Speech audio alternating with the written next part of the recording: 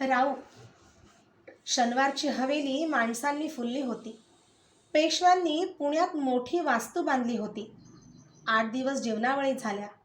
छत्रपती शाहू महाराजांपासून काल ठेवलेल्या बारगिरापर्यंत साऱ्यांनी आहेर केले. लढाईत अनेकदा मार दिलेल्या शत्रूंनीही कारकुनाबरोबर आहेर पाठवून मनधरणीचा प्रयत्न केला. निजामानं आपला खास वकील मोठ्या इतमामानं पुण्याला पाठवला होता. स्वतः बाजीराव पेशवे आणि त्यांचे बंधू चिमाजी आप्पा दाभाड यांच्या मुकाबल्याला गुजरातीत गेले होते. वास्तुशांतीला पेशवे पुण्यात नव्हते. त्यांचे चिरंजीव नानासाहेब जातीनं समारंभावर देखरेख करीत होते. खासगीचा कारखाना नीटनेटका लावण्यात नानांचा आणि पेशव्यांच्या मातुश्री राधाबाई यांचा सारा वेळ खर्च होत होता. बाजीराव साहेबांच्या पत्नी काशीबाई साहेब समारंभाच्या मुख्य सूत्रधार. भरजरीची वस्त्र नेसून आणि हिऱ्या मोत्यांचे दागिने लेवून त्या हवेलीच्या खासगीच्या चौकातून ये जा करीत. तेव्हा हवेलीत प्रत्यक्ष लक्ष्मीचा वावर झाल्यासारखा भास होत होता. ऐन 25शीतल्या गोऱ्या पान कांतीच्या आणि नाजूक बांध्याच्या काशीबाई मोठ्या उमेदीनं नि हौसेनं आल्या गेल्या. मोठ्या हौसेनं आल्या गेल्या थोरा मोठ्यांच्या स्त्रियांची चौकशी करीत होत्या. आपल्या मालकिणीच्या चाफेकळीसारख्या नाकावर घामाचे बिंदू पाहिले की पंख्यानं वारा घालता घालता येसू कुळबिनीची त्रेधा तिरपीट होत होती. तिसऱ्या प्रहरी कसबा गणपतीचं दर्शन आटोपून काशीबाई विश्रांतीसाठी आपल्या दालनात गेल्या. तेव्हा त्यांनी येसूला बजावलं, घटकाभर राबता बंद ठेव, आम्ही अंमळ विश्रांती घेणार आहोत. येसूकडून नेहमीचा आज्ञाधारक होकार आला नाही म्हणून काशीबाईंनी मान उचलून आपले मोठे डोळे येसूवर रोखले. त्यांच्या शब्दात नाराजी होती. समजलं ना जी बाईसाहेब, पण येसू घुटमळली. तशी काशीबाईंनी आवाज चढवून म्हटलं, चाकरानं आज्ञा ऐकली की लगेच होय म्हणायचं असतं. होय बाईसाहेब. मात्र सासूबाई किंवा चिरंजीव आले तर त्यांना मना करू नकोस जी. पण रागावणार नसलात तर एक सांगायचं आहे. न बोलता काशीबाईंनी नुसतंच कुळंबिनीकडे पाहिलं. येसूला तेवढाच इशारा पुरेसा होता. आज 4 दिवस झाले. सासवडाहून एक बाई आल्यात. बाईसाहेबांची गाठ घेतल्याशिवाय जाणार नाही म्हणतात. आज्ञा झाली तर त्या भेटीला येतील. कोण बाई आहेत? त्यांना खासगी कारभाऱ्याकडे जायला सांग, नाहीतर चिरंजीवांना वर्दी दे. वास्तुशांतीनिमित्त एवढा दानधर्म झाला, त्यात आणखी थोडं दिल्यानं काही बिघडणार नाही. बाई काही मागायला आल्या नाहीत असं दिसतं. मग खुद्द बाईसाहेबांची गाठ घ्यायची म्हणतात. असं? नाव काय बाईंचं? गोपाळ भट अत्र्यांची बायको भानुमती असं काहीसं नाव आहे. भानुमती? भानू? लोडाला आसावून टेकलेल्या काशीबाई एकदम सावरून बसल्या. काजळ घातलेल्या त्यांच्या डोळ्यांची क्षणमात्र उघडझाप झाली. स्मृतीची पाखरं कुठंतरी फडफडली. भानुमती? सासवडला पेशव्यांच्या वाड्यात नवी सुनबाई म्हणून आपण आलो तेव्हा आपल्याबरोबर खेळण्यासाठी सासूबाईंनी ज्या ब्राह्मणांच्या मुली गोळा केल्या होत्या त्यातली ही भानू लक्षात राहिली होती. कारण त्यावेळी सारखी भांडत होती. भांडता भांडता हसत होती. थोरा मोठ्यांच्या मुलीशी आपण बोलतो आहोत हे विसरून आपल्याशी वागणारी सावळ्या वर्णाची थोराड बांध्याची ती भानू आता कशी दिसत असेल कोणास ठाऊक. किती वर्ष गेली. बालपण केव्हा संपलं ते कळलं नाही. कळलं ते एवढंच की आता साऱ्याच बरोबरीच्या मुली भिरभिरणाऱ्या नजरेनं आपल्याकडे पाहतात. अदब राखून दूर दूर वावरतात. बाजीराव पेशव्यांची पत्नी पेशवीन अनेक लेण्यांच्या ओझ्याखाली त्या आठवणी पार दबून गेल्या. पाहता पाहता सासवडच्या त्या वाड्यात पेशव्यांचं ऐश्वर्य मावलं नाही. पेशव्यांच्या घोड्याच्या टापा ज्या मुलखात घुसल्या त्या मुलखातून मुजरेच झडले. जिकडे पाहिलं तिकडे यश, फत्ते. त्या बाजीराव पेशव्यांची ही धर्मपत्नी काशीबाई अंतरी सुखावल्या. बाईंना आत पाठवून दे. येसूबरोबर आत आलेल्या बाईकडे काशीबाईंनी पाहिलं आणि त्यांचा विश्वास बसेना. अवजड चिरडीचा ओचा गुडघ्यापर्यंत वर उचलून कोपरापर्यंत भरलेल्या हिरव्या चुड्यांचे हात कढईच्या पात्रात बुडवून आपल्या अंगावर निसंकोचपणे पाणी उडवणारी ती भानू ही दिसत नव्हती. हिचा चेहरा आक्रसलेला होता. अंगकाठी उगीच वाकल्यासारखी दिसत होती. रस निघून गेलेल्या शुष्क झाडासारखी ही बाई उभी होती. तिचे भुंडे हात, अंगभर लपेटलेलं तांबडं आलवण आणि त्या आवरणातूनही जाणवणारं तिचं केशविहीन मस्तक. काशीबाई क्षणमात्र शहारल्या. त्यांच्या तोंडून एकदम शब्द बाहेर पडले. कोण? भानू तू? होय, मीच ती. तुमची ही अवस्था? आमच्या कानांवर हे काहीच आलं नव्हतं. नाही आलं तेच ठीक झालं. आणि आजची ही वेळ तसलं काही अभद्र बोलण्याची नाही. श्रीमंतांची ही नवी वास्तू पुण्यात उभी राहिली. होम हवन, मंत्रघोष, ब्राह्मण भोजन या साऱ्या गडबडीत त्याची चौकशीही करायची नसते. काशीबाईंनी कान टवकारले. क्षणमात्र त्यांना भास झाला. बोलण्याची धाटणी तीच होती. त्यावेळी भांडता भांडता हसत होती, गुदगुल्या करीत होती. आता हसता हसता भांडत तर नाही. लाल वस्त्रातल्या त्या सावळ्या चर्येच्या भानूकडे त्यांनी निरखून पाहिलं. लाल फडक्यात गुंडाळलेली छोट्या संदुकीसारखी एखादी वस्तू ही बाई आपल्या बुच्च्या हातानं सावरून धरीत होती, लपवीत होती असं त्यांना वाटलं. वास्तुशांतीच्या सोहळ्यात रिवाजाला सोडून कितीतरी बायकांनी आपापला आहेर खुद्द पेशविनीच्या हातातच द्यायचा आग्रह धरलेला त्यांना माहीत होता.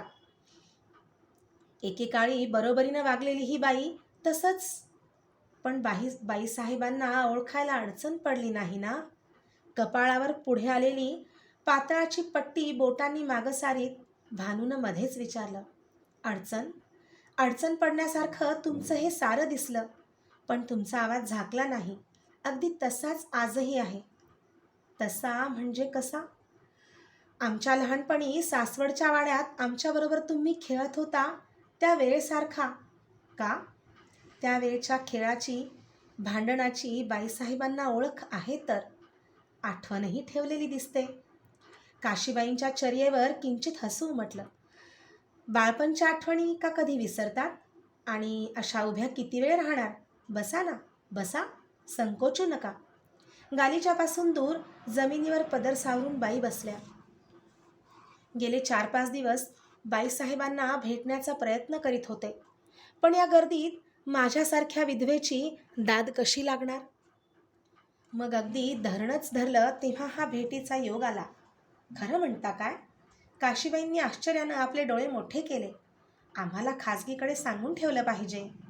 त्याची एवढी जरूर नाही. मी एक रांडमुंड बाई. मी भेटले काय आणि नाही काय, त्याची काय एवढी मातबरी? सासवडच्या लहान वाड्यातून पेशवे या मोठ्या हवेलीत राहायला आले. हे मोठे चौक, ही सजवलेली दालनं, हत्ती घोड्यांच्या या चारी बाजूंच्या पागा, ही नोकरचाकरांची धावपळ, हे सारं मी रोज पाहते आहे. पेशव्यांचं ऐश्वर्य वाढलं, आनंद आहे, पण आमचं? एकाएकी बाईंचा गळा भरून आला. त्यांनी डोळ्यांना पदर लावला. काशीबाईंना याचं विशेष वाटलं नाही. खाजगीकडे त्यांना हा रोजचाच प्रसंग होता. आडल्या नडलेल्यांना, दीनदुबळ्यांना त्या सढळ हातांनी मदत करीत होत्या. त्यांचे चिरंजीव नानासाहेब मातुश्रींच्या या आज्ञा बिनतक्रार पाळीत होते. त्याच भरात त्या बोलून गेल्या. बाई, दैवानं मारलं तर फिर्याद तरी कुणाकडे करायची? हा मृत्यूलोक आहे. माणसाच्या का हातात असतं सगळं? मी खाजगीकडे सांगून ठेवते हो. बाईसाहेब, मी काही मागायला आले नाही. डोळे कोरडे करून काशीबाईंकडे रोखून पाहत बाई एकदम म्हणाल्या. उलट माझं दुःख बाजूला ठेवून पेशव्यांच्या हवेलीच्या वास्तुशांतीला आपलाही काही हातभार लागावा म्हणून हा लहानसा आहेर घेऊन मी आले आहे. तांबड्या फडक्यात गुंडाळलेली ती छोटीशी संदूक बाईंनी काशीबाईंच्या समोरच्या गालिच्यावर ठेवली. रिवाजांप्रमाणे भेटवस्तूला स्पर्श करण्यासाठी काशीबाईंचा उजवा हात आपोआप पुढं झाला. थांबा बाईसाहेब. समोर बसलेल्या बाई एकदम उठून आवाज चढवून म्हणाल्या. अगोदर त्या पेटीत काय आहे ते सांगते, मग भेट स्वीकारावी. काही का असेना, तुम्ही आठवणीनं मोठ्या प्रेमानं दिलेली वस्तू कसलीही असली तरी ती आम्हाला आवडणारच. त्याचं अगोदर वर्णन कशाला? पुन्हा काशीबाईंच्या चेहऱ्यावर थोडं हसू उमटलं. एवढा मोठा सोहळा झाला. गंगा यमुनाचं पवित्र पाणी साऱ्या वास्तूवर शिंपडलं असेल. बाई बोलत होत्या. बोलताना त्या पेटीकडे टक लावून पाहत होत्या. साता समुद्राचं जल या हौदातून सोडलं असेल. हत्ती, उंट, अश्व यांच्या खालची मृत्तिका या अंगणातून पसरली असेल. वास्तुपुरुषाबरोबर सोनं, मोती, रत्न पुरली असतील. अशा या सोहळ्यात माझ्या आहेराची अगोदर चौकशी करून मगच बाईसाहेबांनी तो स्वीकारावा. तुमच्या मनासारखं होऊ द्या.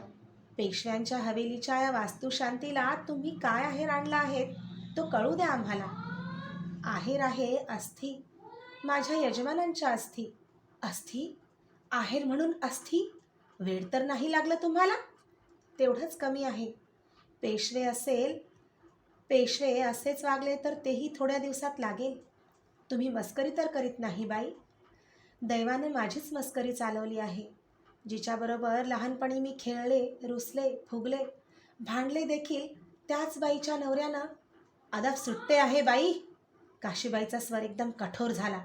या वास्तूच्या मालकाला आणि या मंगळसूत्राच्या धन्याला श्रीमंत पेशवे म्हणतात. रीतीनं बोलणार असलात तर सर्व काही ऐकलं जाईल. रीत सुटणार असेल तर हाच तुम्हाला निरोप समजा. आम्हाला पुढं काही ऐकायचं नाही. दोन क्षण दोघींनी एकमेकींकडे रोखून पाहिलं. मग मान खाली घालून भानुमती पुटपुटल्या, चुकलं माझं. मग आता तरी माझा आहेर स्वीकारणार ना? पेशव्यांचा आत्ता तुम्ही उल्लेख केलात. त्यांनी तुमच्यावर कोणता अन्याय केला आहे? कोणती मस्करी केली आहे? आणि यजमानांच्या आस्थी आहेरासाठी आणण्याची ही तुमची जगावेगळी रीत तरी कसली? मी एका ब्राह्मणाची बायको. ना अधिकार ना सत्ता. आमचं कोण ऐकणार? आम्ही ऐकतो आहोत. सांगा. पेशव्यांनी माझ्या यजमानांना मारलं. आता ठेवाल विश्वास? पण मग हे यापूर्वीच आम्हाला कसं कळलं नाही? अत्रे का आम्हाला परके आहेत? जसे पुरंदरे तसे अत्रे. अत्र्यांशी शत्रुत्व धरलेलं आमच्या तरी कानांवर नाही. माणसाला मारायला त्याच्याशी शत्रुत्व धरायला लागतं असं नाही. नीट समजले नाही. नीट समजेल असं सांगा. सासवडच्या वतनाचा आम्ही अत्रे पिढ्यानपिढ्या उपभोग घेत होतो. पेशव्यांनी पुरंदऱ्याची बाजू घेतली. त्यांच्या आमच्या वतनी भांडणात पक्षपातीपणानं पुरंदऱ्यांच्या बाजूनं निवाडापत्र दिलं. पुरंदरे वतनदार ठरले. अत्रे खोटे ठरले. आमचं वतन हिसकावून घेतलं. आम्हाला उघड्यावर टाकलं. फडावरच्या कारभाराच्या या बाबी इथं कशाला? आम्हाला त्यात रस नाही. पण त्यानंच मला भरल्या संसारातनं उठवलं. पेशव्यांचे ते निवाडापत्र कपाळावर बांधून माझ्या यजमानांनी पुरंदऱ्यांच्या दारात जीभ हासडून प्राण दिला. एका घटकेत माझ्या हातात कोपरापासून भरलेला चुडा भंगला. मोठ्या वाड्यात मालकीन म्हणून वावरणारी मी घासभर अन्नाला महाग होऊन कोपऱ्यात दिवा भीतासारखी तोंड लपवून बसले. हे सारं श्रीमंत पेशव्यांनी केलं. त्यांची हवेली उभी राहिली. माझी लहानशी सावली नष्ट झाली. माझं तर असं झालं. आता बाईसाहेबांनी या माझ्या यजमानांच्या अस्थी ठेवून घ्याव्यात. पेशव्यांचा डंका त्रिभुवनात दुमदुमतोय. जगाला कळू द्या. हा पेशव्यांचा न्याय. मला भरल्या ताटावरून उठवलं. माझा रणकीचा हा तळतळाट कधीही भोवल्याशिवाय राहणार नाही. बाईसाहेब, घेते निरोप. आणि मागे वळूनही न पाहता बाई तरातरा चालत दालनातून बाहेर पडल्या. गालीच्यावर तांबड्या अलवणात गुंडाळलेली ती संदूक तशीच होती. गालावर हात टेकून काशीबाई कितीतरी वेळ त्या अलवणाकडे पाहत होत्या. दालनात हळूहळू अंधार दाटू लागला. सेवकांनी दीप आणून ठेवले. तशी सुस्कारा टाकून काशीबाई पहाऱ्यावरच्या सेवकाला म्हणाल्या, ते उचलून घेऊन जा. आणि चिरंजीवांना म्हणावं, सायन संध्या झाली असली तर आम्ही बोलावलं आहे. चिरंजीव प्रथम आले नाहीत. प्रथम आल्या त्या काशीबाईंनी गेल्याच वर्षी आणलेल्या सुनबाई, रास्त्यांची गोपिका. छोटी सून दासीबरोबर येऊन काशीबाईंच्या पाया पडली. सरावानं काशीबाईंनी आशीर्वाद दिला, आयुष्यमान भव. क्षणमात्र थांबून सुनबाई परत गेली. पाठोपाठ आले चिरंजीव नानासाहेब. दालनातील हुंड्या झुंबर झगमगत होती. त्या लालसर प्रकाशात चिरंजीवांचा मूळचाच गौरवर्ण खोलून दिसत होता. 11-12 वर्षांचं वय होतं तरी केवढा मोठा दिसत होता. खांदे आणि हात थेट तीर्थरूपांप्रमाणे. चेहरा मात्र मातृमुखी, पण नाकाची ठेवण पुन्हा पित्यासारखीच. काशीबाईंचा हा नित्याचाच खेळ होता. त्यांचं मनशी तुलना करताना रमत असे, सुखावत असे. विधभर जरीचे काठ असलेलं धोतर चिरंजीव नेसले होते. वर मलमलचा शुभ्र अंगरखा होता. गळ्यातली सोन्याची साखळी त्यावर रुळत होती. नानासाहेबांनी मातृश्रींच्या पायांना स्पर्श करून नमस्कार केला. काशीबाईंनी मुलाला कुरवाळलं. त्यांच्या पाठीवरून हात फिरवीत त्यांनी चौकशी केली. फडावरची कामं आटोपली वाटतं. शेजारी बसून चिरंजीव खालच्या आवाजात म्हणाले, ती कसली आटोपतात? राऊस्वामींच्या या मोहिमेमुळं तर कामाची अशी गर्दी उसळली आहे की क्षणाची उसंत नाही. पण आपण आज्ञा केली म्हणून मग हातातलं काम संपताच आम्ही फडाच्या चौकातून निघालो तो थेट इथंच आलो.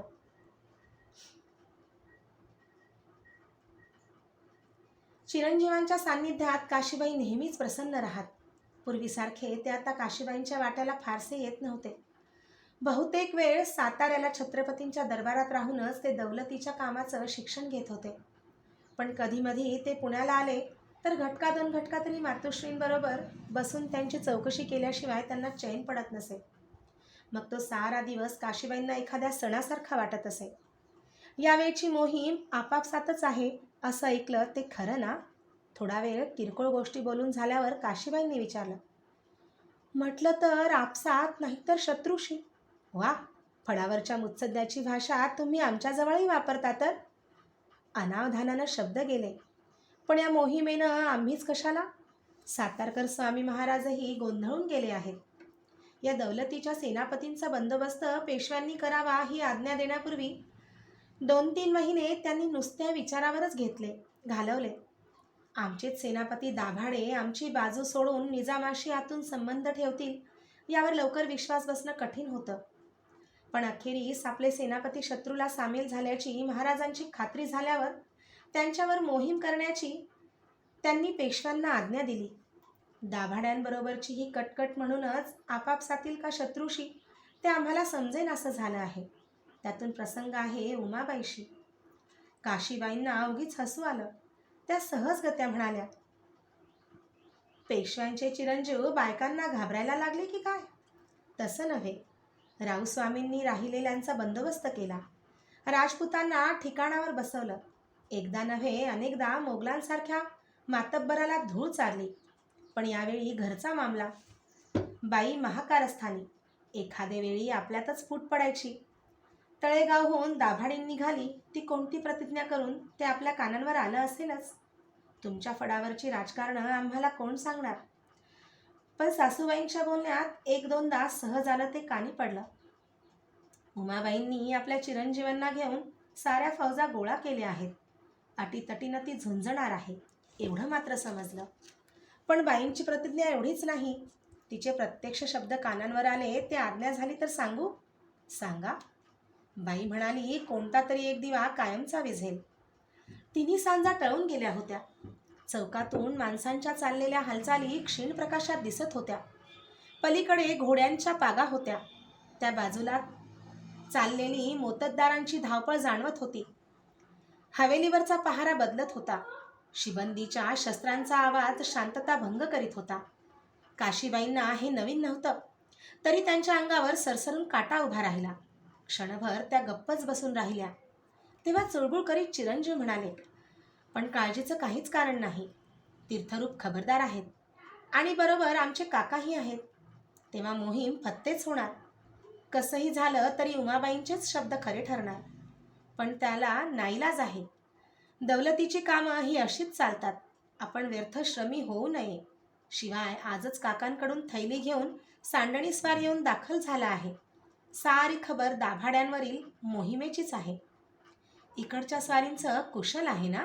काशीबाईंचा स्वर कात्रा झाला. होय, पण काका लिहितात तीर्थरूप वारंवार पुण्याकडचीच चौकशी करीत होते. असं? स्वारीतही पती आपल्याला विसरले नाहीत या कल्पनेनं काशीबाई पुलकित झाल्या. होय ना. वास्तुशांतीचा समारंभ कसा झाला, सर्वांचेच मानपान यथास्थित झाले का नाही वगैरे हकीकतींचं सविस्तर पत्र लिहायची आम्हाला आज्ञा झाली आहे. घशात उगीच आंढा आल्यासारखं काशीबाईंना वाटलं. नानासाहेबांची नजर टाळून त्या म्हणाल्या, आणखी कसली चौकशी झाली इकडून? मोहिमेवर जाण्यापूर्वी वास्तुशांतीच्या सोहळ्याच्या मानपानाच्या याद्या तीर्थरूपांनी पक्क्या केल्या होत्या. त्याप्रमाणे प्रत्येकाला ऐवज पोहोचला की नाही ते आवर्जून त्यांनी विचारलं आहे. त्यांच्या बारकाव्याची मात्र मोठी गंमत वाटते. आमच्याबरोबर फडावर बसलेल्या अंबाजीपंत पुरंदऱ्यांनाही ते जाणवलं. ते आणखी काय? काशीबाईंचा स्वर वृक्ष झाला होता. त्यातली उत्सुकता संपली होती. विचारायचं म्हणून त्यांनी विचारलं. गेल्या वर्षी आमचा विवाह झाला. त्यावेळी नर्मदे पलीकडून कलावंतांचे ताफे आले होते. त्यांना त्यावेळी मोठी बिगादी दिलेली होती. वास्तुशांतीच्या वेळीही कलावंतांना त्याचप्रमाणे बिदागी द्यावी असा हुकूम तीर्थरूपांनी जाण्यापूर्वी आम्हाला दिला होता. त्याची अंमलबजावणी झाली का नाही तेही त्यांनी विचारले आहे. अगो बाई, म्हणजे स्वारीचं लक्ष आहे तरी कुठं कुठं. आणि याच वेळी पातशाही पालथी घालायचे मनसुबे चालले आहेत त्यांचे. राजकारणी खलित्याहून सारा हाच मजकूर आहे. काकांनी मात्र काही घरगुती मजकूर लिहून पाठवला आहे. कोणता तो सांगा तरी. भाऊजींना पुण्याची कसली कसली आठवण आहे ते कळू द्या आम्हाला. त्यांनी लिहिलं आहे की या नव्या वास्तूत पेशव्यांचं वैभव प्रतिपदेच्या चंद्राप्रमाणे वाढावं अशी आम्ही बालाजीजवळ प्रार्थना केली आहे. आणि स्वतःबद्दल आजपर्यंत त्यांनी स्वतःबद्दल कधी लिहिलं नाही. लिहिलं आहे. आम्ही 10 वेळा प्रकृतीची चौकशी करावी तेव्हा एखादं वाक्य मोठ्या मुश्किलीनं लिहितात. कमाल आहे भाऊजींची. घरात तान्हं पोर, बायको बाळंतपणात गेलेली, पण सारं टाकून इकडची स्वारी बाहेर पडली की सावलीसारखे पाठोपाठ धावले. त्यांना पत्र लिहाल तेव्हा माझा आशीर्वाद लिहा. आज्ञेप्रमाणे करतो. पण एक राहिलंच. आम्हाला तातडीनं येण्याची आज्ञा कशाकरता केली ते आपण अद्याप बोलला नाहीतच. नानासाहेबांनी मातुश्रींच्या चर्येकडे टक लावून पाहिलं. जवळजवळ वर्षानं ते काशीबाईंशी निवांत बोलत होते. गेल्या वर्षी स्वतःच्या लग्नात ते 8-15 दिवस पुण्यात होते. पण लग्न सोहळ्याच्या धामधुमीत त्यांना मातुश्रींशी बोलायला फुरसतच मिळाली नव्हती. लग्न आटोपून शाहू महाराजांचं दर्शन घ्यायला ते गेले तेव्हाही बरोबर तीर्थरूपच होते. मातुश्री नव्हत्या. त्यानंतर आत्ताच ते पुण्यात आले होते. पण इथंही गडबड पाचवीला पुजली होती. पेशव्यांच्या मोहिमा वाढत होत्या तसा कामाचा पसाराही प्रचंड प्रमाणावर वाढत होता. खाजगीकडे दिवस दिवस फिरकायला सवड मिळत नव्हती. मातुश्रींच्या प्रसन्न चर्येकडे पाहून त्यांना आपलं बालपण आठवलं. किती वेळा तिच्याजवळ हट्ट धरला होता. किती वेळा रुसलो होतो. किती वेळा समजूत घातली होती तीही मातुश्री ताई. पलीकडे शिसवीच्या तिपाईवर चांदीचा मीनाकाम केलेला पानाचा डबा होता. तो जवळ घेऊन काशीबाईंनी त्यातून वेलदोड्याचे दाणे काढून शेजारी बसलेल्या चिरंजीवांच्या हातांवर ठेवले. मग हलकेच त्या म्हणाल्या, तुम्हाला अशासाठी बोलावलं होतं की स्वारीकडे पुन्हा सांडणी स्वार जाईल तेव्हा त्याच्याबरोबर देवघरातून कुलदेवतेचा अंगारा घेऊन पाठवा. इकडे लिहा की स्वारींनी तो ताईतात घालून सदैव दंडात घालावा. क्षणभर सुद्धा बाजूला काढून ठेवू नये. चिरंजीवांच्या चर्येवर हसू उमटलं. ते लगेच म्हणाले, राऊस्वामी हसतील हे वाचून. म्हणतील, काय म्हणायचं ते म्हणू द्या. तुम्हाला नाही समजायची आम्हा बायकांची मनं. शब्दापाठोपाठ काशीबाईंच्या मोठ्या डोळ्यातून 2 आसवं उघळली. गडबडून नानासाहेब म्हणाले, ताई ताई, डोळ्यात पाणी कशाला? आम्ही सहज म्हणालो. अगदी सहज म्हणालो. पुसावं ते पाणी. आम्ही लिहू. आज्ञा झाली तसंच लिहू. मग तर झालं समाधान. आमच्यावर रागावला तर नाही नाना? अरे कसं सांगू. किती दिवसांनी ताई म्हणून मला हाक मारलीस. तुझ्यावर रागावायला काय झालं मला? पण आम्हा बायकांचं मन तुम्हा पुरुषांना कळत नाही म्हणून उगीचच खंत वाटते रे. परवापर्यंत ताई ताई करीत माझ्याभोवती फिरत होतास, हसत होतास, रडत होतास, हट्ट धरत होतास. केव्हा माझ्या हातून सुटलास ते मला कळलं देखील नाही. एके दिवशी पाहते तू मला मातुश्री म्हणून हाका मारतो आहेस आणि मी तुला नानासाहेब म्हणून बोलावते आहे. पण हे असंच चालायचं. त्याला कोणाचाच इलाज नाही. पण थोडं आमचं मन जाणत जा रे. सगळं कळून न कळणारं हे मन, सगळं समजून न समजणारं हे मन. पाहता पाहता तुम्ही किती कठोर होता, पण आम्हाला नाही समजत ते. माहेरची मी लाडूबाई, इकडे काशीबाई साहेब झाले. पण अजून वाटतं आपण लहानच आहोत. आणि लहानपणाची ती भीती, प्रत्येक गोष्टीची भीती. नाहीतर मला का समजत नाही? कळी काळाचा थरकाप व्हावा अशी इकडची स्वारी. सोन्यासारखा मुलगा, आज्ञाधारक दीर. पण ते जाऊ दे, विसर ते सगळं. आम्ही काय सांगितलं ते लक्षात आहे ना? आज्ञेप्रमाणे करतो. आम्ही स्वतः राऊस्वामींना पत्र लिहू. सारं आवर्जून कळकळीनं लिहू. मग आता नाही ना डोळ्यातून पाणी काढणार? चिरंजीवांना न कळता काशीबाईंनी डोळ्यांच्या कडा टिपल्या. मग त्या म्हणाल्या, तुम्हाला फडावर परतायला उशीर होतो आहे, तुम्ही आता उठावं. तरी नानासाहेब उठले नाहीत. हातांच्या बोटांची अस्वस्थ चुळबुळ करीत ते म्हणाले, आजच मातोश्रींच्या मनात हे सारं का आलं ते आम्ही ओळखतो.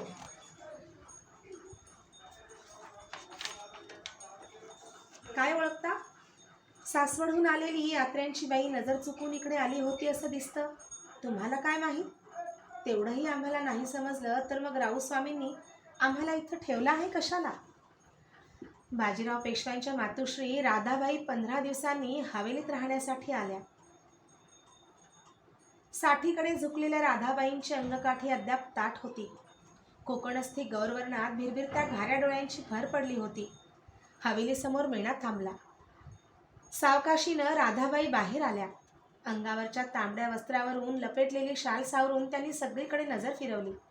नजरेतला आत्मविश्वास जाणवण्याजोगा होता. राम लक्ष्मणासारख्या आपल्या पराक्रमी पुत्रांच्या एक एक कथा ऐकत त्यांनी वैधव्याची 10-12 वर्ष काढली होती. आवडत्या दासीनं आधारासाठी पुढे केलेला हात राधाबाईंनी बाजूला सारला. त्यांच्या स्वागतासाठी अंबाजीपंत पुढे आले होते. त्यांनी केलेला नमस्कार स्वीकारून बाईंनी चौकशी केली. पंत, हवेली तयार झाली? पण अजून निशाणाचा बुरुज तयार झालेला दिसत नाही. बहुतेक होत आलाच आहे. 1-15 दिवसात काम पुरे होऊन निशाणाची काठी वर चढेल. मग ठीक आहे. राऊ मोहिमेतून परत येतील तेव्हा गारपिराच्या टेकावरून त्यांच्या हवेलीवरचं निशाण दिसलं पाहिजे. पंतांच्या पाठोपाठ बाई हवेलीच्या मुख्य चौकातून खासगीकडे वळल्या. देवघराच्या शेजारी पूर्वेकडे त्यांचं दालन होतं. दालनात शिरण्यापूर्वी त्यांनी देवदर्शन घेतलं. उपाध्ये कृष्णम भट कर्वे यांनी दिलेलं तीर्थ त्यांनी घेतलं आणि मग सोप्यावर मांडलेल्या पाटावर त्या टेकल्या. समोर पंत उभे होतेच. पंत, धावडशीहून परमहंस ब्रह्मोंद्र स्वामींचे कारकून वास्तुशांतीसाठी पुण्यात आले होते. त्यांची पाठवणी झाली काय? अंबाजीपंत पुरंदरे साताऱ्याला राहून दौलतीचं काम पाहत होते. धावडशीला स्वामींकडे त्यांचं जाणं येणं विशेष होतं. राधाबाईंची स्वामींवरची भक्ती पंतांना माहीत होती. म्हणून राधाबाईंनी ब्रह्मोंद्र स्वामींच्या कारकुनाबद्दल साऱ्या सूचना अंबाजीपंतांनाच देऊन ठेवल्या होत्या. त्यांची पाठवणी अलीकडेच झाली. परमहंसांनी राऊंना आशीर्वाद पाठवले होते. त्यांना परत भेटी आमच्या सूचनेवर हुकूम दिल्या ना? परत भेटी दिल्या. मी आणि नानासाहेबांनी त्या साऱ्या गोष्टींचा चोख बंदोबस्त केला. त्यात एवढंसही न्यून राहिलं नाही. मातोश्रींनी निश्चिंत राहावं. परत भेटी कोणत्या दिल्या? रिवाजाप्रमाणे सारं व्यवस्थित झालं. पंत, आम्हाला तपशील पाहिजे, मोघम उत्तर नको. अंबाजीपंत याच प्रसंगाला घाबरत होते. बाईंच्या प्रश्नांच्या सरबत्तीपुढे त्यांना फार काळ टिकाव धरता येईना. पंतांनी सोप्यातून पलीकडे पाहिलं. दुसऱ्या चौकात कचेरीचा फड होता. तिथं नानासाहेब बसले होते. हे त्यांना माहीत होतं. पण यावेळी त्यांना स्वतःला उत्तर द्यायचं होतं. उगीच इकडे तिकडे पाहत ते म्हणाले, भार्गवरामाच्या देवस्थानासाठी जवाहीर, उंची वस्त्र आणि खुद्द ब्रह्मोंद्र स्वामींसाठी रेशमी कलाकुसर केलेली शालजोडी पाठवली. आणि भुलेश्वराच्या देवस्थानासाठी गाव इनाम दिल्याच्या सनदा? मातुश्रींची आज्ञा होती त्याप्रमाणे आम्ही विचारही केला. पण सनदा दिल्या नाहीत असंच ना? श्रीमंत आल्यावर त्यांच्या सल्ल्यानं आणि आज्ञेनं सनदा द्याव्यात असं आम्ही ठरवलं. आम्ही म्हणजे कुणी ठरवलं? चिरंजीव नानासाहेब आणि मी. आम्हा उभयतांवरच ही जबाबदारी टाकून श्रीमंत मोहिमेवर गेले. राधाबाई गप्प बसल्या. पण त्यांचं मन शांत नव्हतं. आपल्या पतीच्या मागे गेली 10 वर्ष त्यांचा शब्द दौलतीच्या कामीसुद्धा प्रमाण मानला जात होता. पण अलीकडे आपल्या शब्दाला तो मान राहिला नाही असा त्यांना संशय येत होता. अंबाजीपंतांच्या उत्तरानं त्यांचा संशय बळावला. पण नोकर माणसाजवळ जास्त बोलता येत नव्हतं. नानासाहेब नमस्काराला आल्यावर मात्र त्यांना आपल्या भावना लपवता आल्या नाहीत. चिरंजीव, अलीकडे दौलतीचा कारभार तुम्ही मुखत्यारीनं करू लागलेले दिसता. आशीर्वादापाठोपाठ आजीबाईंनी नातवाला सुनावलं. आपण वडील, आपली आज्ञा हीच आमची मुखत्यारी. काही कमी जास्त असलं तर तशी आज्ञा करावी. महिरपीच्या सुरूदार खांबाला टेकून खाली मान घालून नानासाहेब बोलत होते. त्यांनी अपेक्षेनं अंबाजी पंतांकडे एक चोरटा कटाक्ष टाकला. पंतांची चर्या त्यांना बरंच काही सांगून गेली. एकेकाळी आमची आज्ञा ही मुखत्यारी होती खरी, पण अलीकडे बदल झालेला दिसतो. राऊंचा विश्वास आमच्यापेक्षा तुमच्यावर अधिक दिसतो. राधाबाईंनी आपले खारे डोळे नानांवर रोखले. आपण आम्हाला राऊस्वामींच्या ठिकाणी आहात. आमचं लेकरू पण सांभाळून घ्यावं. चुकलं असेल तर बोटाला धरून मार्गी लावावं. नानांच्या स्वरात कमालीची कळकळ होती. आम्हाला राऊस्वामींच्या ठिकाणी समजता तर मग आमची इच्छा असताना पुन्हा राऊंची वेगळी आज्ञा कशाला लागते? मातुश्रीबाई ब्रह्मोंद्र स्वामींना द्यायच्या सनदांबद्दल म्हणत असतील तर त्याबद्दलच मी म्हणते. ही दौलत देवा ब्राह्मणांच्या आशीर्वादावरच वाढणार आहे. खुद्द राजश्री छत्रपती महाराज ज्यांच्या पायांचं तीर्थ घेतात त्या धावडशीकर स्वामींना एका गावची सनद द्यावी असं मी म्हणते तर त्यात कोण विघ्न? किती सबबी, किती अडथळे! हा दौलतीच्या कारभाराचा प्रश्न आहे. भडका उडायला एवढी ठिणगी पुरेशी आहे. तुमच्या जन्मापूर्वीपासून मी ही दौलत पाहते आहे. तिचा कारभार मला ठाऊक आहे. नानासाहेब चूप राहिले. अंबाजी पंतांनी मध्यस्थी केली. चिरंजीवांचा यात काही दोष नाही. मीच त्यांना तो सल्ला दिला होता. खुद्द राऊस्वामींची परमहंसांच्यावर किती भक्ती आहे ते आपण जाणताच. भुलेश्वराच्या देवस्थानाला इनाम द्यायला ते ना म्हणणार नाहीत. पण या दाभाड्यांच्या मोहिमेवरून ते परत आले म्हणजे त्यांनी आपल्या हातांनीच या सनदा ब्रह्मोंद्र स्वामींना द्याव्यात असं मला वाटल्यावरून मी चिरंजीवांना आता सबुरीचा सल्ला दिला. अन्यथा ते आपली अवज्ञा करतील हे कसं घडेल? पंतांना राधाबाई चांगल्या ओळखून होत्या. पेशव्यांच्या उदयापासून अंबाजीपंत पुरंदरे त्यांच्या घराण्याची निष्ठेनं सेवा करीत होते. चिरंजीवांना त्यांनी पाठीशी घातलं हे राधाबाईंना जाणवलं. तेव्हा त्या सौम्य आवाजात म्हणाल्या, आम्ही तरी हे सारं राऊंच्या कल्याणाकरताच करतो ना. पंत, गुजरातेत ते दाभाड्यांशी मुकाबल्याला गेले आहेत. स्वतः उमाबाई आपल्या मुलाबरोबर सैन्यात राहून राऊंशी झुंज घेणार अशा बातम्या आहेत. अशा वेळी साधू संतांचा आशीर्वाद त्यांच्या पाठीशी असावा म्हणून माझी ही धडपड. मातुश्रींची इच्छा रास्त आहे. पंत सुटकेचा निश्वास टाकून म्हणाले. एवढी मोहीम आटोपली की भुलेश्वराच्या देवस्थानाला सनदा पावत्या होतील हे मी जातीनं पाहीन. पण दुसरी एक गोष्ट मला मातुश्रींच्या समोर बोलायची आहे. आज्ञा झाली पाहिजे. बोला पंत, तुम्हाला आज्ञा कशाला? कधीमधी माझ्या तोंडून एखादा कडक शब्द बाहेर पडला म्हणून तुम्ही आपलं जुनं नातं विसरायचं कारण नाही. सेवकांनी 2 पाट मांडले. त्यावर नानासाहेब आणि अंबाजीपंत बसले. गळ्यातली जरीकाठी उपरण्याची घडी उगीच एकसारखी करीत थोड्या खासगी आवाजात पंत म्हणाले, मी चिमणाजी पंतांबद्दल बोलणार आहे. आप्पाबद्दल? त्यांचं काय पंत? त्यांचं कुटुंब निवर्तल्याला आता 6 महिने होऊन गेले. पदरी लहान लेकरू. तेव्हा राधाबाईंच्या मनातही हा विषय अलीकडे नेहमी येत होता. वयाच्या अवघ्या 23व्या वर्षी त्यांचे चिरंजीव चिमाजी अप्पा विधूर झाले होते. कुटुंब गेल्यापासून ते उदास झाले होते. आपल्या थोरल्या बंधूंच्या बरोबर दौलतीच्या कामात ते आपलं लक्ष गुंतवत होते. दुःख विसरण्याचा प्रयत्न करीत होते. कधी विरक्तीच्या गोष्टी बोलत होते. मातुश्रींना चिंता होतीच. त्यांचं दुसरं लग्न करावं असंच ना. राधाबाई मनातली चिंता लपवून बोलण्याचा प्रयत्न करीत होत्या. या मोहिमेवरून परत आला म्हणजे मी त्याच्या लग्नाचा विचार करणारच आहे. ते ठीकच आहे. पण चिमणाजी पंतांचं चित्त फार उदास झालं आहे.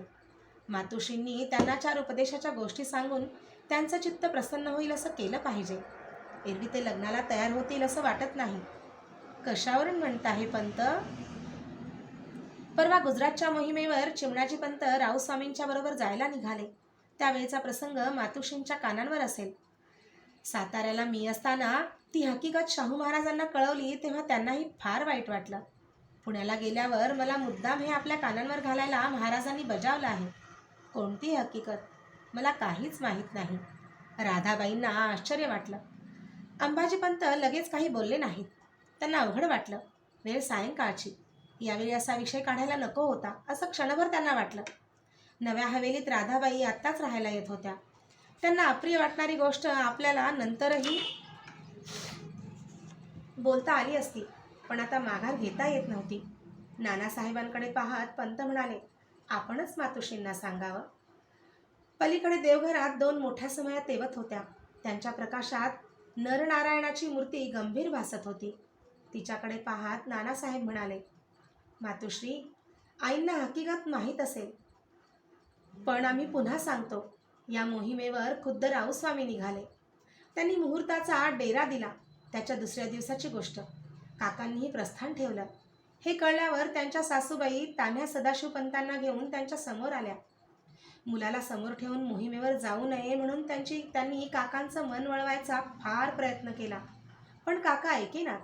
अखेरीस काकांनी आपल्या सासूबाईंना सांगून टाकलं, शाहू महाराजांचे आम्ही सेवक. त्यांनी आज्ञा केली असताना पुत्राच्या मोहात आम्ही मागे राहिलो तर त्यांना काय वाटेल? आणि आमची चिंता कशाला करता? आमचाच काय, या पुत्राचा देह देखील दौलतीच्या कामीच पडायचा. तोच त्याचा मोक्ष.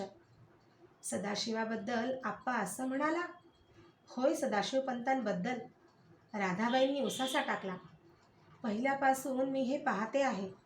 दौलतीपुढं, राऊंच्या पुढं आपला स्वतःचा सुखदुःखाचा विचारच नाही. पण पंत, त्यांचं मन वळवणं हे ज्येष्ठाचं काम आहे. तुम्ही हे केलं पाहिजे. मी आपल्या आज्ञेबाहेर नाही. थंडी कमी होऊन उष्मा वाढत होता, पण कोथरूच्या बागेत थंडी अद्याप रेंगाळत होती. झाडांच्या गर्द सावलीत गुलाबी थंडी अंगांगाला सुखावीत होती. मृत्युंजयाच्या देवळापासून थोड्या अंतरावर एक छोटी इमारत होती. पेशव्यांचे कुटुंबीय कधी सहलीसाठी त्या बाजूला आले तर त्यांचा एखादा मुक्काम त्या इमारतीत होत असे. गेल्या वर्षापासून पेशव्यांनी ही वास्तू कलावंतांच्या राहण्यासाठी नेमून दिली होती. कोरीव दगडाच्या पाकळ्यांचं कारंजं समोर होतं. त्यातून उडणारे तुषार वाऱ्याच्या लहरीबरोबर कारंजातून हलकेच बाहेरही डोकावत होते. बसंती दासी दगडी पाकळ्यांना रेलून इमारतीकडे पाहत होती. तिची बाईजी रोज यावेळी कारंजाच्या गुळगुळीत कट्ट्यावर बसून स्वतःशीच कितीतरी वेळ गुणगुणत असे. आज ती बाहेर आली नव्हती. आज सण होता. त्या लहानशा इमारतीत आज माणसांची ये-जा वाढली होती. काल रात्री पेश इमाम सांगून गेला होता. चांद त्यानं पाहिला होता. दुसऱ्या दिवशी ईद होती, रमजान ईद. नवी रेशमी ओढणी खांद्यावरून एकसारखी करीत बसंतीनं अधीरपणे इमारतीकडे पाहिलं. बाहेर एक सुबकसा मेणा घेऊन भोई उभे राहिले होते. तिच्या बाईजींची वाट पाहत होते. ईदचा नमाज पढण्यासाठी बाईजींना ईदगाहकडे जायचं होतं. बागेच्या बाहेर दूर काही खैरात मिळेल म्हणून गोरगरीब जमा झाले होते. एकाएकी ती गर्दी थोडी बाजूला हटली. 10-5 सेवक रुमालानं झाकलेली तबकं घेऊन बागेत आले. त्यांच्याबरोबर घोड्यावर बसलेला चंदा जामदार होता. कारंजाजवळ चंदा घोड्यावरून खाली उतरला.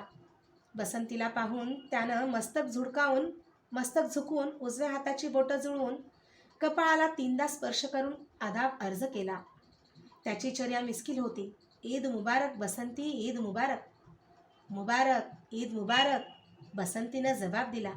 मागच्या सेवकाकडे पाहून तिनं विचारलं, जामदार, बाईजींसाठी खैरात घेऊन आलात की काय? खैरात वाटायला श्रीमंतांनी काही ईदचा सण वाड्यात केला नाही. ते इकडं स्वारीवर आहेत. रोज लढाया चालल्या आहेत आणि तुला सुचते आहे खैरात? मग ही तपकं कसली आहेत? आज ईद आहे म्हणून विचारलं. बसंती तोंडावर ओढणी धरून हसत होती.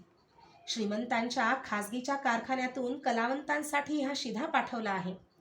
मस्तान कलावंतांसाठी, म्हणजे बाईजींसाठी ना? त्यालाच मी खैरात म्हटलं. आज बाईजींचा सण आहे. रमजानची ईद आहे. त्यासाठी वाड्यातून आठवणीनं भेट आलेली दिसते. अगदी लढाई चालली तरी समजलं ना?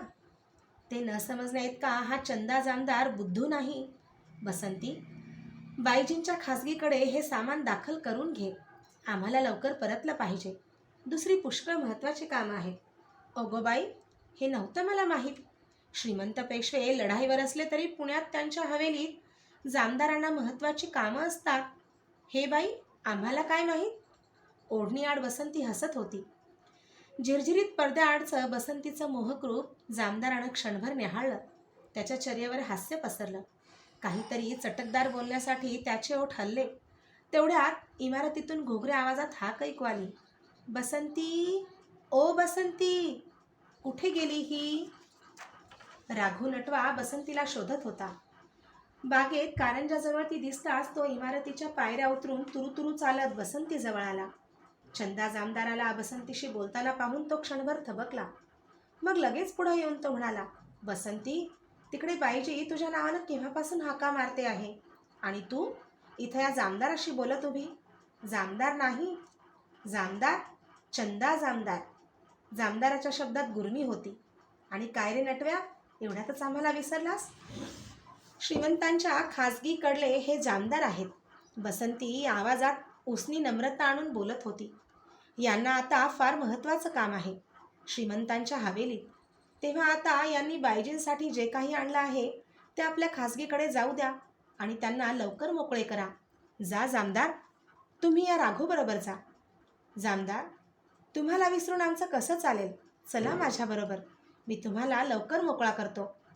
राघूच्या स्वरातला उपहास जामदाराला जाणवला, पण न समजल्यासारखं करून त्यानं आपल्या बरोबरच्या सेवकांना राघूबरोबर पाठवून दिलं. स्वतः मात्र तो तिथंच उभा राहिला.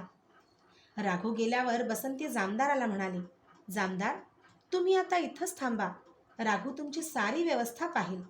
मला बायजींकडे गेलं पाहिजे. आमच्यासारख्या दासींनाही कधी कधी महत्त्वाची कामं असतात. 4-6 पावलं गेलेली बसंती एकदम थबकली. मागं वळून ती पुन्हा कारंजापाशी आली. कारंजाच्या पाण्यावर एक शुभ्र कमलपुष्प फुललेलं होतं. ते चटकन तोडून घेत ती म्हणाली, मी विसरतच होते. आज ईद आहे नाही का? ही आमची भेट स्वीकारा. ईद मुबारक. जामदाराच्या हातात कमलपुष्प टाकून बसंती लगबगीने इमारतीकडे परतली.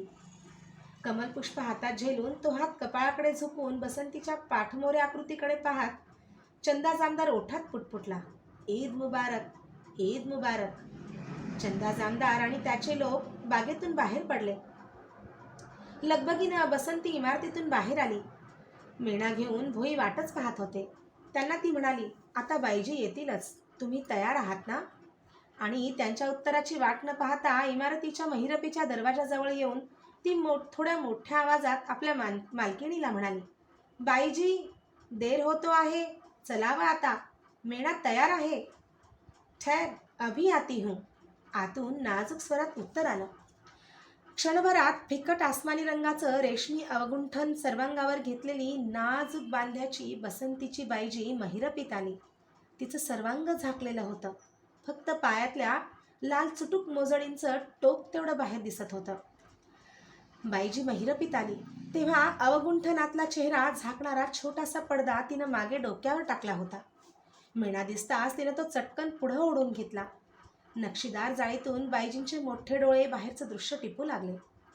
बाईजी मेण्याजवळ आली तेव्हा सहज तिचं लक्ष पलीकडे गेलं. मृत्युंजयाच्या देवळाचे सोनेरी शिखर उन्हात चमचमत होते. देवाची पूजा झाली होती. आरती सुरू होती. घंटानाद सुरू होता. नगारा वाजत होता. मेण्यात बसण्यापूर्वी बाईजींनी पायातून लाल मोजडी काढली आणि पाय लगेच मेण्यात ठेवला. बाईजी मेण्यात बसताच भोयांनी जाळीचा पडदा एकसारखा केला. किंचित हेलकावे खात मेणा ईदगाहकडे निघाला. बाईजीनं चेहऱ्यावरचा छोटा पडदा पुन्हा डोक्यावर टाकला.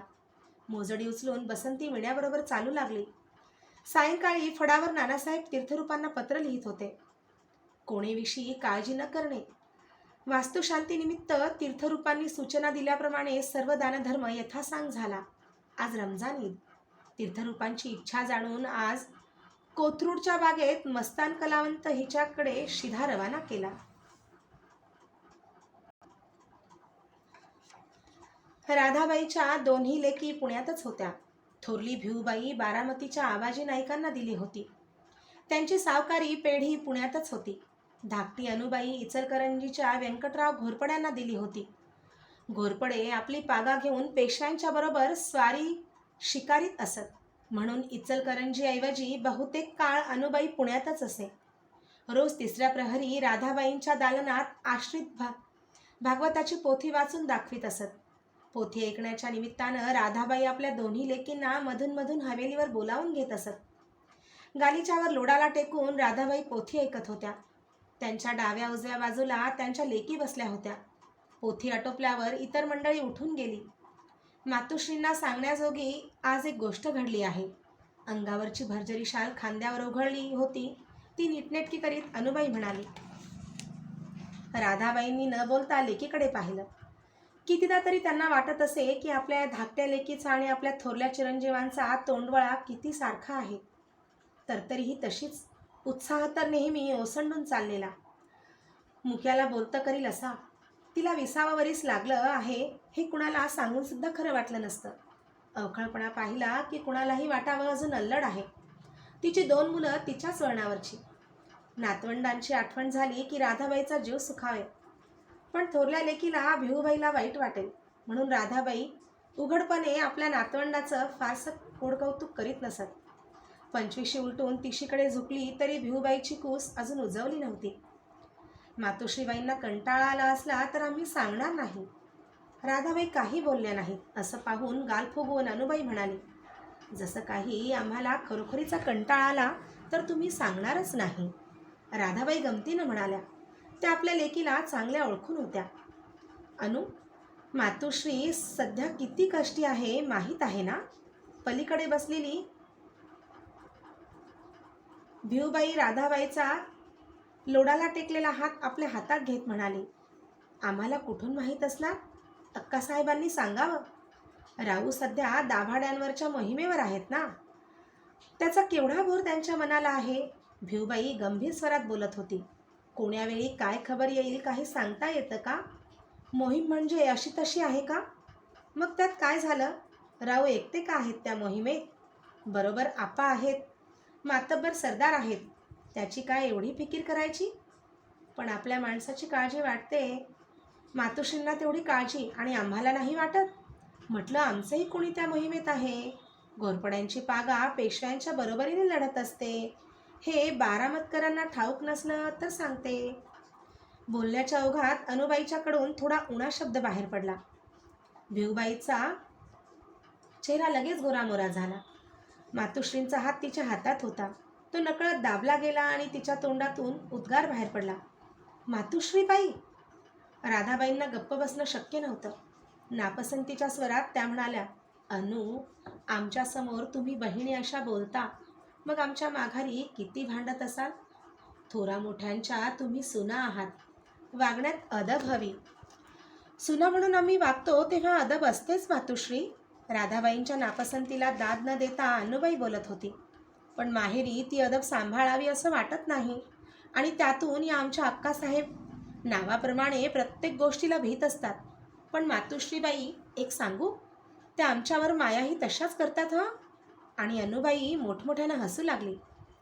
पण अनु, आमचे जामात घोरपडे नेहमी स्वारीवर असतात असं एकसारखं म्हणून हिणवलं पाहिजे असं नाही.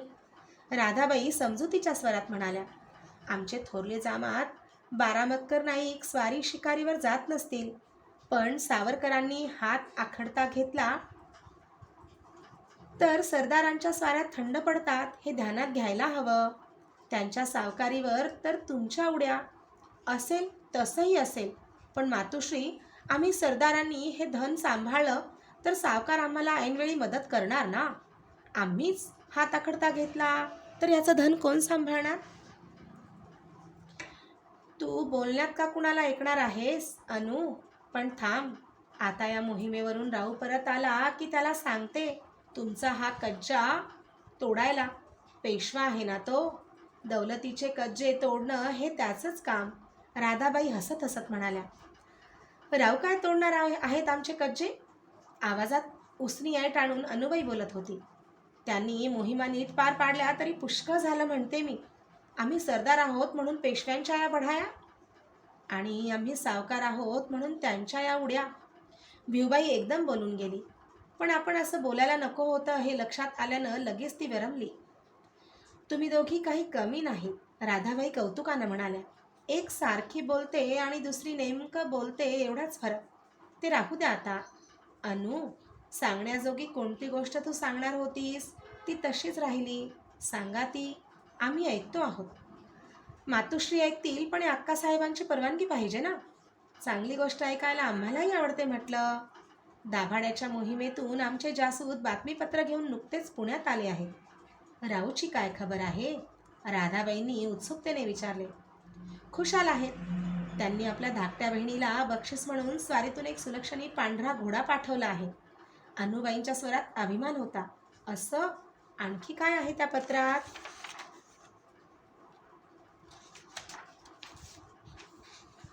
राव लिहितात की पुढच्या मोहिमेच्या वेळी घोरपड्यांच्या पागेत त्यांची बहीण घोड्यावर दिसली पाहिजे. ईश, हे काय? बायका कुठं मोहिमेवर जातात वाटतं. खरं ना मातोश्रीबाई? भिवबाईनं मानेला नाजूक झटका देऊन आपली नापसंती व्यक्त केली. अगं, त्याने हे चेष्टेनं लिहिलं असेल. राधाबाईंनी मुलीची समजूत काढली. आणि राऊंनी आमच्याबद्दल काय लिहिलं आहे, आम्हास काय पाठवलं आहे? भिवबाईनं धाकट्या बहिणीला विचारलं. तुमचा मजकूर आमच्या पत्रात कुठून असणार? तो असणार सावकारी थैलीत. शिवाय बक्षीस म्हणून एखादा हिऱ्या मोत्यांचा दागिना पाठवला असेल. होय ना अक्कासाहेब? भिवबाई काही बोलली नाही. तशी राधाबाईंनी विचारलं. बारामतकरांच्याकडे स्वारीवरून काही चिठ्ठी चपाटी आली असेल ना? होय, आली आहे. आत्तापर्यंत बोलली नाहीस भिवबाई? काय आहे त्या चिठ्ठीत? खुशाली आहे सर्वांची. लवकरच झुंजाला तोंड लागेल असं लिहिलं आहे राऊंनी. सावकारी डाक आली काय? नाही, समक्ष माणूसच पाठवला होता राऊंनी. कोण आलं होतं? भिकाजी. भिकाजी? राधाबाईंच्या नकळत त्यांचा स्वर वर गेला. पण लगेच त्यांनी स्वतःला सावरलं. आपल्या दोन्ही लेकींकडे त्यांनी चोरटा कटाक्ष टाकला. त्यांना उगीच अपराध्यासारखं वाटलं. पण क्षणमात्रच लगेच त्यांच्या चेहऱ्यावर नेहमीचं गांभीर्य आलं. राधाबाईंच्या लेकी जगाच्या व्यवहारात चांगल्या रुळल्या होत्या. राधाबाईंनी स्वतःला एका क्षणात सावरलं. तरी त्या काय उमजायचं ते उमजल्या. अनुबाईंच्या ओठांवर शब्द गर्दी करीत होते. पण कधी नव्हे ते तिनं स्वतःला सावरलं. ओठ मिटून ती गप्प बसली. पण भिवबाईला स्वस्थ बसवलं नाही. क्षण दोन क्षण जाताच ती म्हणाली. मातोश्रीबाई, किती दिवस सांगेन म्हणते. आज विषय निघाला म्हणून बोलते. आमच्याकडे भिकाजी आलेला आवडत नाही हे राऊंना माहीत असताना त्यांनी नेमकं त्यालाच का पाठवावं? मातोश्रीबाई सध्या किती कष्टी आहेत हे अक्कासाहेब एवढ्यातच विसरल्या वाटतं. अनुबाई ठसक्यात बोलली. पण राधाबाईंनी तिला आवरलं. ते राहू दे यावेळी अण्णू. त्या हातानं इशारा करीत म्हणाल्या. भिवबाई, मला कल्पना आहे त्याची. राऊशी या गोष्टी बोलण्यात काही अर्थ नाही. पण मी याबाबतीत आप्पाशी बोलेन. बारामतकरांकडे भिकाजी आवडत नाही तर त्याला कुठेतरी दूर देशात पाठवून द्यायला सांगू. पण मी म्हणते का? मध्येच अनुबाई म्हणाली. जगात काय कुणाला अंगवस्त्र नसतात? त्यांनाही मुलं होतातच. आणि बारामतकर मोठे साधू लागून गेलेत की नाही ते आम्हाला हिणवायला? एकाएकी अनुबाईचा स्वर चढला. अंगवस्त्रांबद्दल आमच्याकडे एवढा आक्षेप नाही. मग कशाबद्दल? त्या संबंधांपासून झालेल्या संततीला भिकाजीला पेशव्यांनी एवढी प्रतिष्ठा द्यायला नको होती. त्याला शिलेदाराचं पथक काय दिलं? मोहिमेत बरोबर काय घेतात? पत्रव्यवहारात सलगी काय दाखवतात? सारं पेशव्यांच्या प्रतिष्ठेला सोडून असतं. पेशव्यांच्या लेखी माणसाची योग्यता त्याच्या कर्तबगारीवर आहे, त्याच्या जन्मावर नाही. म्हणून त्यांचा झेंडा आज हिंदुस्थानभर नाचतो आहे. आणि म्हणून खुद्द छत्रपती त्यांना मानतात. अक्कासाहेब, तुमच्या जागी मी असते तर आमच्याकडच्यांना असं ठणकावलं असतं.